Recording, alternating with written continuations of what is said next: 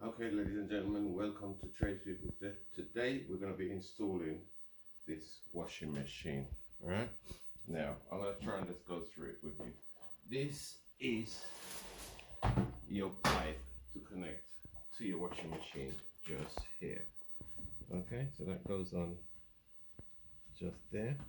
I'm just going to leave that loose for a minute. Okay. Then I'm going to feed this pipe through that hole.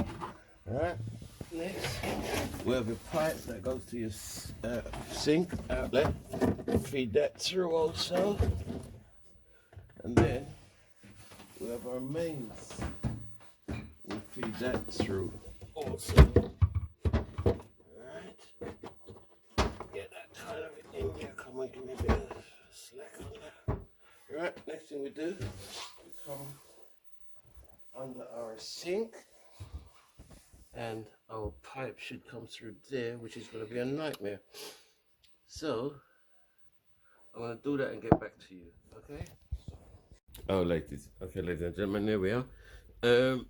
Basically all you do, you run your pipe from there. This is a whole heap of rigmarole going through here. Yours may be different. Yeah, your washing machine outlet pipe goes just onto your sink outlet. Your mains, see, our mains is plugged in there, and your blue tap, once you've connected your pipe on, make sure it's tight. Then you switch your water on, which is just like that. You hear the flush of water just then you check you've got no leaks there, and you come to the back of your machine, try and get it, and you check also that you have no leaks, because once you put it back, you have a leak, you're going to flood your place slowly but surely. Okay, and that's it from Tradespeople's Tips.